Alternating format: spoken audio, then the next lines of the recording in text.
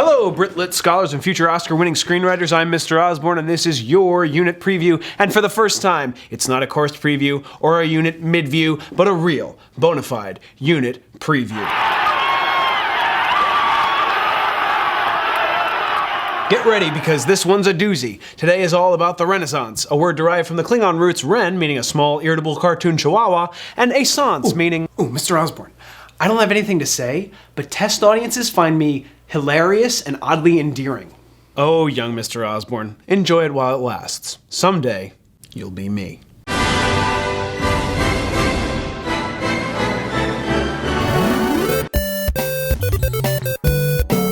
The English Renaissance is a part of, but not exactly the same as, the larger European Renaissance, which started in Florence, Italy during the 14th century. The French term Renaissance literally means rebirth, and artistic movements in Italy at that time sparked a rebirth of interest in art and literature that spread across Europe. But the Renaissance didn't make it to England for another 100 years. Kind of like how the 80s didn't make it to Canada until 1993. England was late to the party, not renaissancing until around 1485 because they were too busy fighting over what color of rose they ought to plant in the royal garden. Though it isn't as monumental as the Battle of Hastings, the Battle of Bosworth Field is often cited as the start of the English Renaissance because it ended the Wars of the Roses and established the Tudor dynasty on the throne of England, paving the way for a cultural rebirth and giving Jonathan Rhys-Meyer's acting career a much-needed reboot. The most famous Tudors are, of course, Henry VIII, Elizabeth I, and Mary the Poppins, though she was more of a nanny than a Tudor. Henry VIII is most famous for establishing the Church of England so that he could divorce his wife, Catherine of Aragon, and marry his true love, Anne Boleyn, who he later had beheaded for treason. Henry was a bit notorious for this. In fact, if you were a 16th century noblewoman named Anne or Catherine, you were better off disguising yourself as a man and enlisting in the army for fear that the king might propose to you. Henry's wives had a lower survival rate than the average English soldier. Divorced, beheaded, Dr. Quinn medicine woman, died, divorced, beheaded, survived? Why was Henry so finicky and head choppy? Maybe because he didn't really want a wife. He wanted an heir. And for Henry, that heir had to be male. Catherine of Aragon gave him Mary I, and Anne Boleyn begat Elizabeth I, but as first as they both were, neither of them was anatomically suited to succeed Henry as king. Finally, Jane Seymour gave birth to Edward VI, and subsequently died. Ironically, after all of that fuss over a male heir, Edward only lived to the age of 15, and was swiftly succeeded by his older half-sister Mary, who died 5 years later, leaving the throne to Elizabeth. Elizabeth is an important figure in British history, and still today remains a bit of a British mystery. She lived for 70 years and reigned for almost 4 dozen, but never settled down and got herself a husband. She often used the lure of marriage as a political scheme, but claimed she had married England and remained the virgin monarch. See what I did there? So why the rhyming couplets? Because good old Queen Bess was something of a poet herself. And despite her seeming aversion to romance indicated by her perpetual single status, many of the poems she wrote were about love. The poem we'll read is On Monsieurs Departure, which is thought to be about Francois, the Duke of Alençon and Anjou, who visited Elizabeth in 1579. The two apparently hit it off. Elizabeth even referred to Frank as her frog, which I guess wasn't an offensive term for French people at that time. But Frankie Frog had to leave for Dover when he received news of a friend's death in France, and it is supposed that Elizabeth wrote Monsieur in response to his leaving. Not my frog, please! The poem's a bit more eloquent than that. She uses poetic language, similes, and alternating couplets to express her sadness. Or does she? Remember that we cannot assume the speaker of the poem to directly represent the poet herself. Elizabeth was highly educated and may have been assuming a persona other than her own. Maybe her seeming passionate ode to unrequited love is merely a facade to mask her steeled determination to remain married only to her country. It's something to think about. While Elizabeth's poem is highly structured, it does not fit the parameters of an English sonnet, otherwise known as a Shakespearean sonnet. So Shakespeare invented the sonnet? Nope. The English sonnet? Not even close. The English muffin? Go stand in the corner.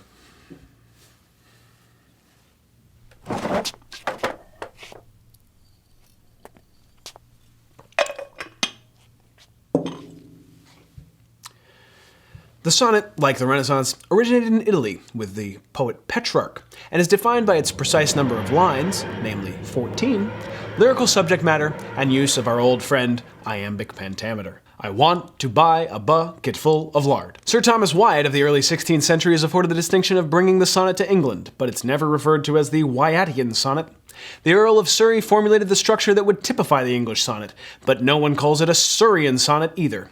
Shakespeare, glory hog that he was, just had to go and write 154 of them and become so famous for its use that they named the whole stinking style after him. Come on, Shakespeare, being the world's greatest playwright wasn't enough for you? You had to have the sonnet too? We'll be reading some Italian sonnets by Petrarch and a few English sonnets by Spenser. Yes, we're going to read some Shakespearean sonnets too. My personal favorite is Sonnet 130, where Shakespeare shows he knows how to charm a lady. In some perfumes is there more delight than in the breath that from my mistress reeks. Take notes, gentlemen. If you want to woo a lady, tell her that her breath reeks.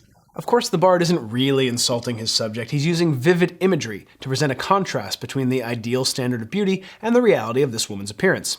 And the final couplet turns it all around. And yet by heaven, I think my love as rare as any she belied with false compare. So basically, babe, you're pretty ugly, but I love you anyway. Thanks.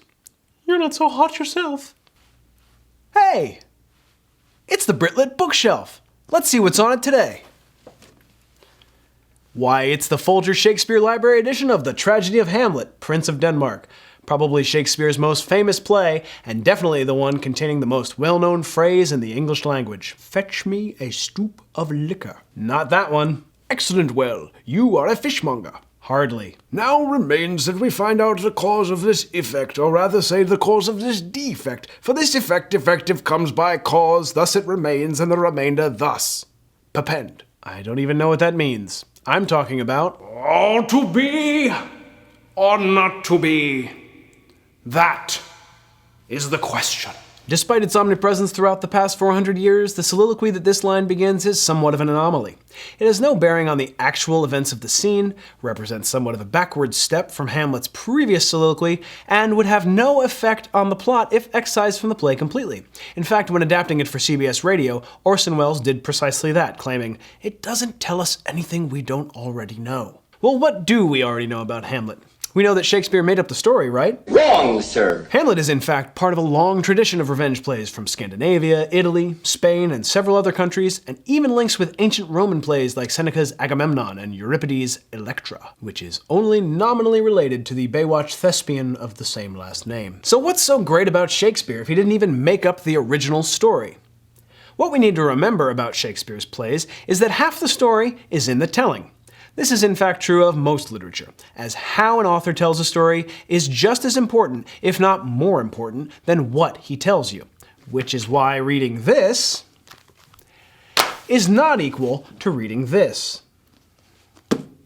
For example, at the end of Act 2, Shakespeare could have had Hamlet say, "I think I'll put on a play that makes my uncle feel guilty and see if I can tell whether it affects him or not, so that I know if he really murdered my father." But instead, he has him say, "The play's the thing, wherein I'll catch the conscience of the king."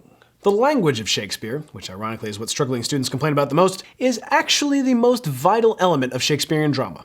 Nobody goes to see his plays for the special effects or the twist endings. Can you believe it was all a dream? He was dead the whole time? Darth Vader was Luke Skywalker's father? They go to see stories told well, and in that respect, Shakespeare always delivers.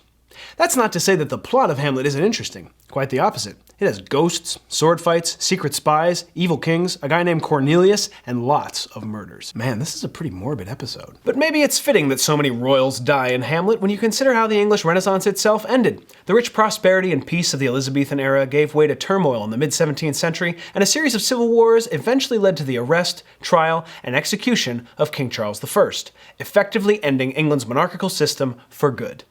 And by for good, I mean for about 10 years. Tune in next time when we'll snoop around in Pepys' diary, try not to step on a Lilliputian, and check out a modest but intriguing recipe proposed by Jonathan Swift.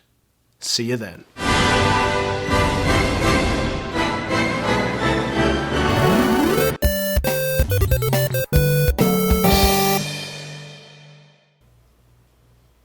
Can I sit down now?